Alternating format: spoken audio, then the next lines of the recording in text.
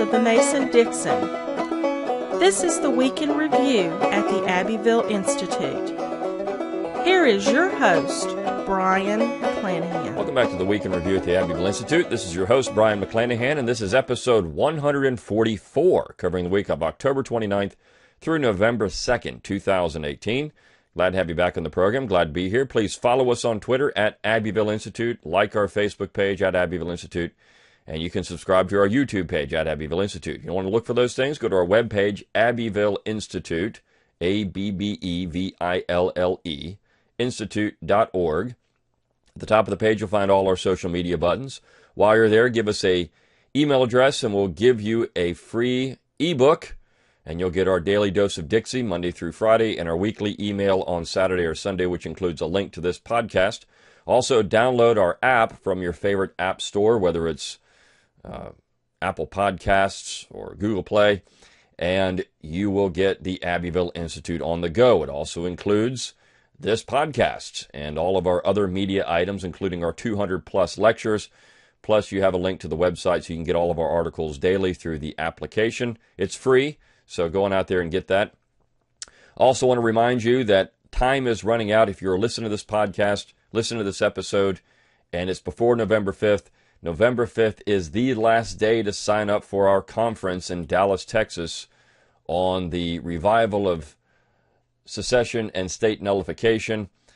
We are running out of space as well, and we want you to sign up. So go on out to our webpage. At the middle of the page, you'll see a section that says you're invited. Click on that link and go on out and register. It will be a grand time. We have great speakers, a great environment. November 10th is the conference, so you're going to want to get on that as early as possible. If you're listening to this again before November 5th, November 5th is the cutoff date. So go on out there and register for the conference.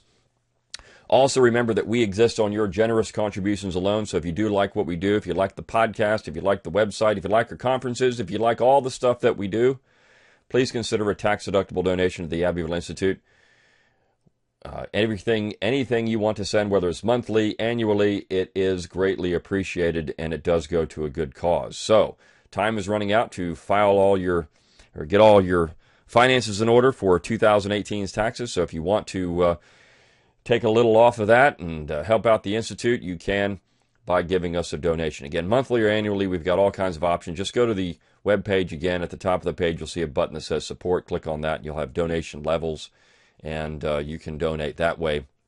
Also, we've got all of our embroidered material under that button that says support. You've got a shop tab. You just click on that. You can buy all of your Abbeville Institute gear, T-shirts, polo shirts, hats, great stuff, high-quality stuff. The embroidery is fantastic. It does not wear out. It's not like a screen-printed T-shirt, which will fade. This embroidered material lasts, so it is high-quality stuff, and you're going to want to get your Abbeville Institute gear that way. Proudly display it. I mean, this is a way you can help spread the word about the Institute, so go on out there and do that as well. Okay, well, let's talk about the material for this week. We had some interesting stuff, I think. It was all generally on perception of the South and perception of the Southern tradition. I think that's something that we've been working on a lot. I mean, look, we relaunched the website in its current form in 2014. We've gained a lot more traction in the last 4 years. More and more people are finding us. Maybe you're listening to this podcast for the first time. But it's been a long uphill battle to get more and more people interested in the Southern tradition. But I think, based on what I'm seeing, it's working. And, of course, not all this is because of us, but I think some of the ideas of the Southern tradition have filtered out into the general population. And not only that, the basis of the Southern tradition, particularly the political part of it, which we're going to be talking about in Dallas, is something that appeals to a broad spectrum of people. They just don't realize it at times. And, of course, the progressives, because they're out of power, have rediscovered the Southern political tradition of nullification and secession, not just that, federalism, which, now people would say, well, but the South didn't invent federalism. That was there. The South held on to that idea longer than anyone else, and when you look at the Jeffersonian tradition, it is certainly wrapped in that dedication to federalism. Jefferson as we've talked about on this particular podcast. Could have been a reformer, and he was. He was a reformer within the state of Virginia, but it stopped there. Jefferson wasn't interested in reforming Massachusetts. Jefferson was interested in reforming Virginia. Jefferson was supremely dedicated to the principle of federalism. And that was the core basis of the United States Constitution, which, if you say that Madison is the father of the Constitution, I would dispute that. But that's the core basis of the Constitution. It's the core basis of the entire American political tradition. It's just that the South held on to it longer. Now, this did not mean that New Englanders were not dedicated to federalism at one point. They were, but only when it suited their needs. Now, of course, they come back to that as well. The South only did it when it supported their needs, too. Just look how they opposed nullification in the 1850s. This is true, but there's a caveat to that. The South was opposed to nullification because the North was trying to nullify something in the Constitution, and you can't do that. Their dedication to federalism was pure, whereas Northern dedication to federalism was principally to hold on to their sectional beliefs. I mean, Northern nationalism was always sectionalism, and Northern sectionalism was always sectionalism, whereas I think you can say that Southern nationalism was always real nationalism. They wanted what was best for the entire Union, not just one section. And you look at Calhoun's support, for example, for the Tariff of 1816. That was designed to be something that would help the Union. It was not a high protective tariff, but it was a tariff that would at least throw a bone back to New England because the War of 1812 had done some damage to the New England economy. So this was seen as a way to broadly support the Union.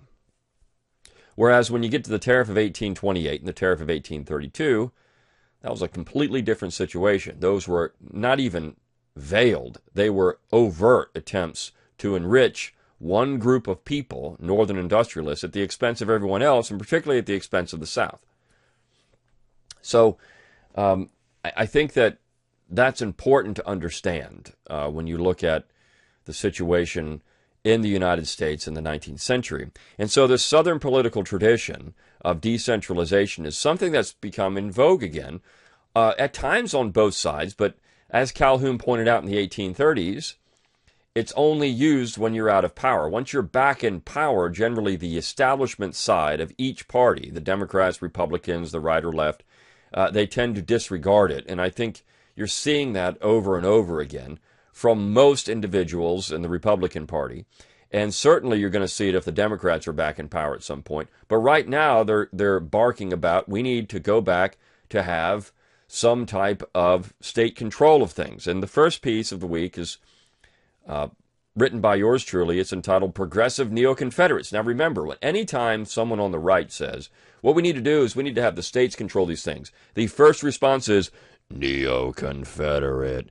So it's important when the left starts saying these things, we need to call them out for being neo-Confederates. But what this has done is proven that all of us neo-Confederates have been right the whole time. You see, I believe that people that listen to this podcast or listen to my podcast are truly dedicated to the ideas of federalism. It doesn't really matter about R and D. None of that matters. What they believe in is that we need a return to real federalism in America. And our conference, where we've invited the Cal Exit people out there, shows that. What we're interested in is the idea of the Southern idea of federalism and talking about that. And what does this mean? How could this be something that would benefit the entire United States? And so the Cal Exit people have realized it. They said, look, it doesn't matter who's in Washington, D.C. This is about preserving a culture, preserving the culture of California against a wave of conservatives that we don't like. And so neo-Confederates have been proven right all along. And how do we know this? Because Hillary Clinton said it. And if the smartest woman in the world says it, well, then obviously it's true. In fact, she tweeted out a few days ago, she said, quote, a reality of a Supreme Court with a right-wing majority in the states are a new important front in that I'm sorry, let me start over here. A reality of the Supreme Court with a right-wing majority is that the states are a new important front in protecting civil rights. A new important front? It's always been there. Especially the rights of the most vulnerable among us. Winning back the state legislatures is also important in this last election before the 2020 census. State legislatures draw congressional districts every 10 years based on those numbers, and Democratic legislative majorities can shut down gerrymandering that disenfranchises sick voters. State legislative races are also a great way to make an impact as an activist. The budgets and walk lists are smaller than those of congressional races, so you can move the needle with a few volunteer hours or donations. So here we have Hillary Clinton rediscovering the idea of federalism. The states have always been an important front in protecting civil rights. I could give you a laundry list of all the things that have happened in the states. If you just look at that issue, say, all right, we're going to focus on civil rights. The states were always leaders in this. But all kinds of other things came out of the progressive movement in the early 20th century in that they were interested in state power. For example, city zoning ordinances, direct democracy measures, prohibition, universal suffrage, universal health care. All of these things started at the state level. Of course, universal health care with Romney Care in Massachusetts. And as I pointed out in my own podcast, minorities are always better represented in the states. If you look at, for example, just the number of African Americans in the Senate, I think it's 3 out of 100, 3%? 3%, if you look at that, just that issue based on race. Whereas if you go to the state of Alabama, for example, African Americans make up about 30% of the state legislature. Between 20 and 30%. That's about the exact number of the population of African Americans in the state of Alabama. So where are African Americans better represented? In the state of Alabama or in the United States Senate? Well, I think the answer should be clear if you're going to just vote based on race. So this is important, and also on the right. The states have been better at beating back cultural Marxism than any other political entity in America. So, and preserving their culture from that. So this is important when you look at this idea of federalism, and people are rediscovering this because it's a valuable contribution to American life, and really it is an idea of peace. That's the thing. You want to avoid a third civil war, quote unquote, which people are talking about. Have real federalism. Have it to where people can live and let live, which was the entire idea from the beginning. The Constitution would not have been ratified without that idea. If anyone in the United States in 1788, North and South, believed that one section or one state would dominate another, they wouldn't have ratified the document. And so this idea of progressive neo-Confederates, and that's what it's just funny to say that because the charge is often leveled the other way. But certainly when you start talking about this live and let live idea, live and let live. Let California be California. Let California be as blue as it wants to be, but also let Alabama or Oklahoma or South Carolina, whatever state, be as red as it wants to be. Live and let live, and at that point you would see a much more peaceful environment in Washington, D.C. This is part of the Southern tradition. And so it's interesting to talk about these things, why these things existed, why the founding generation considered this essential for good government, why they considered it essential for the United States to work, which was a federal republic. And within that, of course, is our understanding of this concept of states' rights. States' rights, what does that actually mean? And so the piece that we ran on Tuesday by John Devaney is a review of another great Shotwell Publishing book, From Founding Fathers to Fire Eaters. The book is written by James Roche, and James Roche actually wrote many of these essays that appeared in this book for the Abbeville Institute over a couple of years. He's edited them, made them a little better, and then published in this book. And what he's done is traced the lineage of quote-unquote states' rights from the founding generation up through the 1850s, 1860s.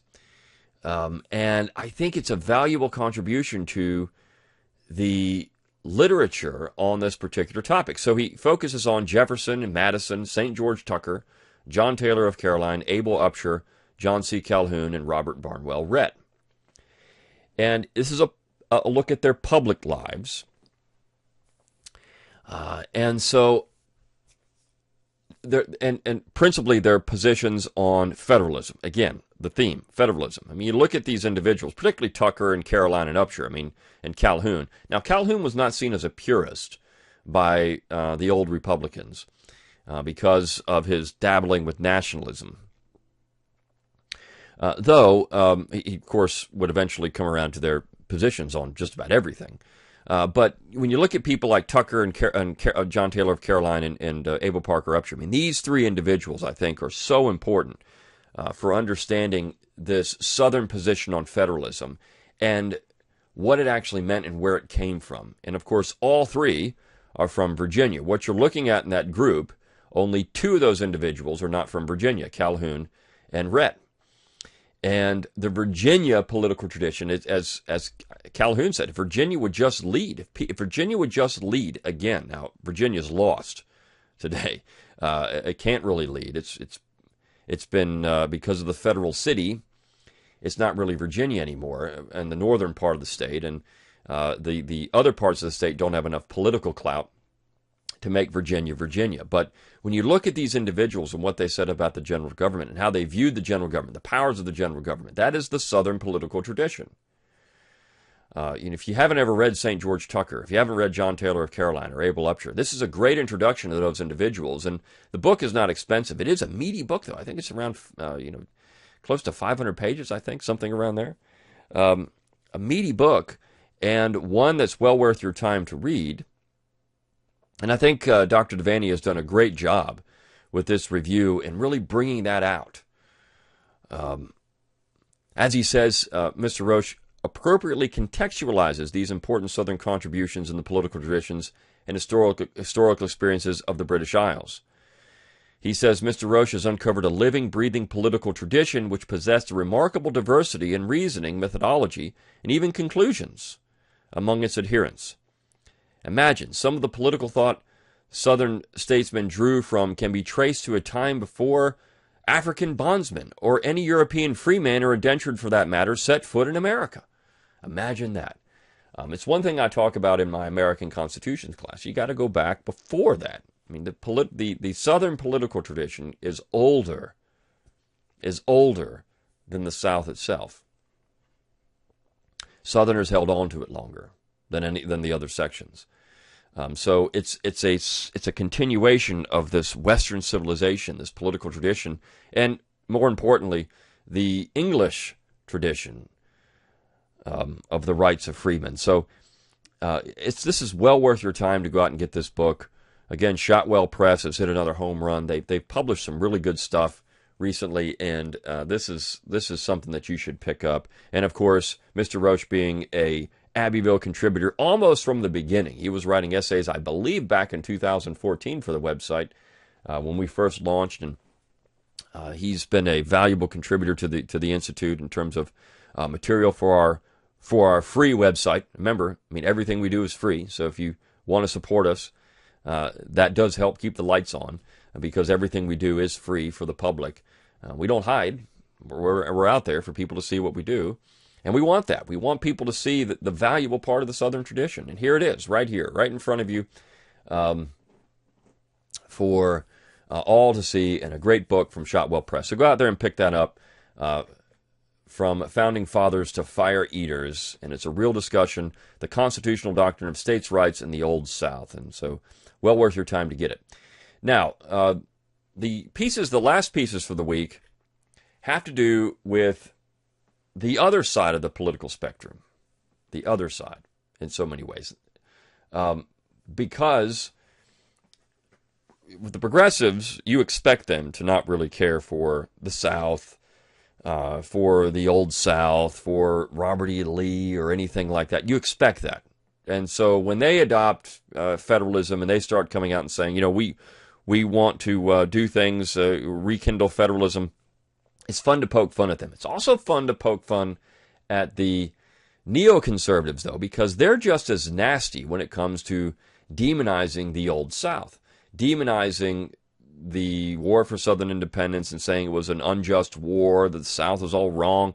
But what's interesting about that, of course, is that, and of course, Lincoln is their guy. Lincoln is their guy. And I'm going to get an essay in just a minute on Lincoln. We always have to do something with Lincoln. But Lincoln was their guy. And the interesting thing about that, of course, is that they're shooting themselves in the foot. Because if Lincoln is your guy, then what you've done is essentially adopted the progressives as your standard bearers. If you believe that the Union was sacred, that could not be dissolved, if that's your position in 1860 and 61, if you believe the Southern cause was unjust, then you've just essentially destroyed your entire belief in the American principles, the spirit of 1776, the spirit of the founding generation. And yet these group of people, these neoconservatives, tend to say, we love the founding generation. Those are our guys. They were doing the exact same thing that Southerners were doing in 1861. But yet they can't take that position because they say it's an unjust cause. But they're also undermining the idea that they're fueling, I should say, the leftist attack on Confederate monuments, Confederate symbols, Southern symbols, traditional American symbols, even George Washington, Thomas Jefferson. They're fueling that attack. And finally, Victor Davis Hanson has woken up about this. He's woken up. And so we have a piece written by Jerry Saldier on Wednesday entitled A Neoconservative Wakes Up. Victor Davis Hanson, a man who has just been very critical of anything that has to do with decentralization. He calls California looking to leave the Union. California goes neo-Confederate. I mean, this guy really hates the South. He doesn't like it at all. And he comes out now in defense of Confederate memorials. And so he uses the French Revolution and the Soviet regime as evidence that what's going to happen here. And he says this, quote, the ultimate logic of today's statue smashers is a similar effort to war against the past and erase all the complexities, all the tragic lessons of history, and to replace it with some Machian morality play. Where exactly will it stop?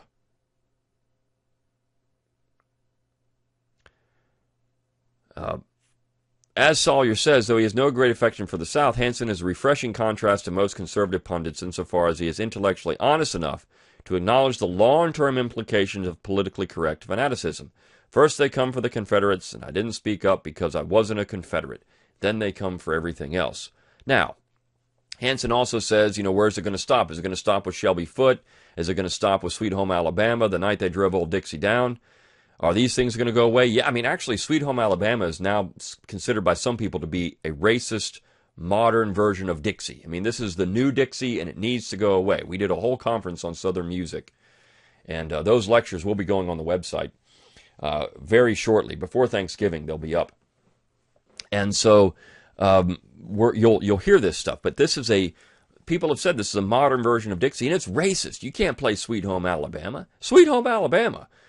Which actually has a line in it which is critical of George Wallace. But somehow it's racist. I mean, this is just how stupid people have gotten in America. Somehow it's racist to play Sweet Home Alabama. And I mean, Southerners should be playing this thing everywhere. Even if you don't live in Alabama, you should be playing Sweet Home Alabama. So, Hanson, as Salyer says, is no Southern sympathizer. He thinks the South was fighting for a bad cause. And he thinks that the South was wrong. But he doesn't want to take down Confederate statues. He doesn't want to erase Southern history. And I think in his mind, part of it is that, well, he wants to show how, he wants to have a public image of the incorrect position of the South. So when you look at, and Sawyer points this out, he says, indeed, we might serve back to Hansen his own astute remarks about the collapse of liberty and the rise of the Leviathan state. He said this, quote, in general, free societies often become unfree with a whimper, not a bang, and usually due to self-righteous, pious movements that always claim the higher moral ground and justify their extreme means by their self-sacrificing struggle for supposedly noble ends of social justice, equality, and fairness. And Sawyer concludes, those of us familiar with Mel Bradford's work will no doubt appreciate finding that a staunch unionist concedes so much. Hopefully we may be excused for relishing the obvious irony. Right, because this is the position the North was taking. And yet he's saying, now I'm against that stuff. See, these people just can't really connect the dots. They can't get it. And so that is problematic with people like Hansen. But at least you have somebody saying, hey, wait a second here. We can't take this stuff down.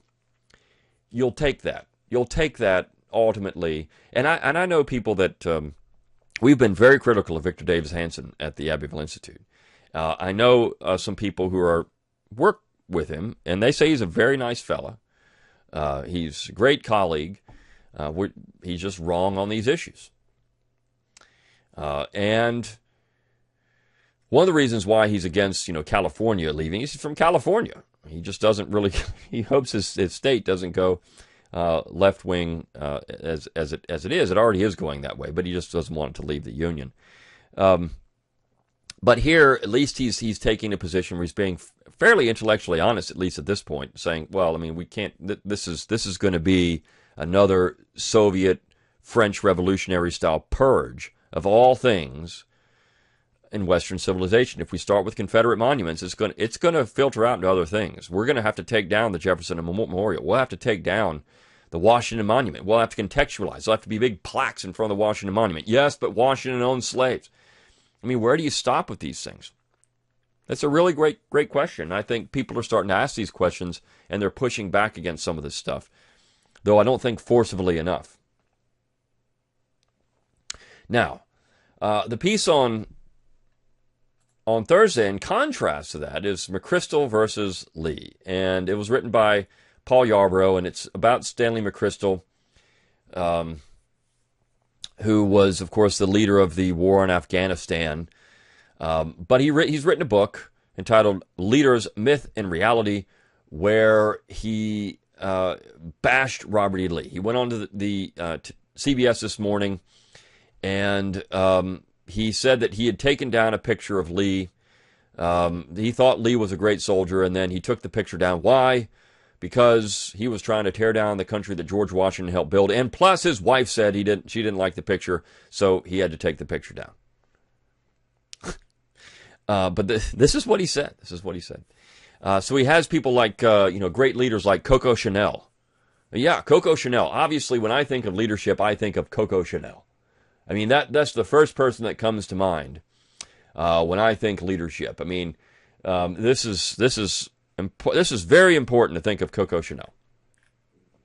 But of course, Paul gets into some great stuff here. If you haven't read any Paul's fiction, he does a very good job. We've published some of his short stories on the website. I'm in the middle of reading his book, Thy Brother's Blood, which is it's a interesting read. It's a Louisiana story, and his wife was from Louisiana, and so he's written this novel. I'll probably review it here for the website in the future, but he's a fun fiction writer. But he does this very good stuff too. These op-ed style nonfiction pieces where he talks about the Southern tradition, and his books are heavily saturated with that too. So it's a nice change. But he gets into the fact that, when McChrystal says that Lee was trying to destroy the United States of George Washington, you can't be further from the truth. He was not trying to destroy the United States of George Washington. He was trying to preserve it. Now, we could talk about Washington and what he thought of secession, but of course the South understood that their cause was tied into this idea of Washington's Union, and so that's nothing new. And I think that that's very important to understand, and so I think Yarbrough does a very good job of bringing that out, and of course, at the same time, taking McChrystal to task for saying that Lee wasn't a good leader, Lee's not important anymore. This is ridiculous. Ridiculous. So I would highly recommend this piece. And then on Friday, we published a piece, and I'm running up against time here, by Jack Kerwick. This was published a few years back. And the title is, Was Lincoln a Conservative? And he's responding to a piece by Rich Lowry in the National Review, where he says that, Lowry says that, these Lincoln haters, people like Tom DiLorenzo and libertarians and other people, and of course the Institute would be in that group as well. Lincoln haters, I mean, it's that's a loaded term. We're critical of Lincoln, and of course DiLorenzo is called fringe. Lowry will throw things out like apparently these people hate federal power more than they abhor slavery. I mean, these are just these are unhinged Lincoln-hating polemics. These are charged terms that are anti-intellectual, and what Jack does here is take down the nature of these terms in his position. He essentially throws Lowry under the bus for not knowing logic. I mean, Lowry is illogical in his attacks. This is almost hysterical. Not funny, but hysterical and hysteria to look at these people in this way. What he's doing here, this is an ad hominem attack. He's trying to undermine the character of his opponents, not the substance or form of their reasoning, as Kerwick says. And when you do that, you're, as he says, you're depriving yourself of the higher ground. It has little to do with history, Kerwick says, and everything to do with contemporary politics. And so, whether Lincoln was right or wrong, but when you attack the opponents as saying these people are just unhinged, they're fringe, whatever it is, you're creating a position, a straw man, and then you take down that straw man. And this is failing logic 101 all over the place. And of course, we could talk about whether Lincoln was really a conservative. Was he really a conservative? Is pursuing a war with the South the conservative position? Or was it something else? Was siding with the much more reform-minded Republican Party in so many different ways? It wasn't just abolition. I mean, these people, if you look at the core of that reform element, they wanted to reform everything. It was, and Dabney pointed this out. They are. So did virtually every Southern theologian at the time. Thornwell. I mean, these people want not just to remake one part of the South, which they call evil. They want to remake the entire United States in their image, and that would be virtually every form of reform you can think of. This is where I think St. Elmo, which is Augusta Jane Evans, her fabulous book, it's hard to get through, but she gets into this stuff. I mean, this thing was written in 1866, and she's out there criticizing every aspect of reform that you could imagine. Communism, whether it's feminism. I mean, she is on these things in a way that you would be surprised that book was written in 1866. But Southerners were astute; they understood what was going on here. It's not going to stop with this one thing. They're going to recreate the United States, and that's essentially what happened. So, was Lincoln really a conservative, or was he leading a vanguard, as the Sawyer piece pointed out, as something else? So, it's an interesting conversation to have. Who are the real conservatives? Are they the founding fathers and fire eaters, or is it, as Roche would say, or is it Lincoln? It's an interesting debate, a very interesting debate, and one that gets into history and how you perceive history and how you perceive these individuals. And so we talk about this stuff a lot, of course, at the Institute. And I think that this piece is a nice example of that. This was actually published at Jack's own personal website, beliefnet.com. So if you haven't gone out there and read that, he publishes a lot of stuff there. It's very good. He's written he's had some books that are collections of his essays, which are good as well. So Jack actually has a doctorate in philosophy from Temple University, and so he's a very good writer. Writes all the time for all kinds of publications, but this particular piece, because he goes after Lowry, and he concludes with the piece with, but maybe that's the point. Maybe today's conservatives do need Lincoln, for given their obsession with fundamentally transforming the Islamic world into a bastion of democracy and their own country into the melting pot of the universe, today's conservatives care as much about preserving the decentralized character of American government as did Lincoln. As a result, they're about as conservative as him as well. So you're looking at this Bradford split in what Lincoln was, and of course we could talk about that whole position, where Southerners stood on Lincoln for decades. But I love this piece. I think it ties nicely into the piece, the Yarborough piece and the Sawyer piece, and even the pieces earlier in the week, the piece by Devaney and myself about this Southern political tradition. What is it? What does it mean? What does it mean to be conservative or not conservative? What is the American conservative tradition? Is it federalism? Is that the Southern political tradition? I mean, these are all interesting questions that we try to dig out of the Southern history, the Southern experience, and the Southern tradition. And I hope that you get that from our material. Until next time, good day.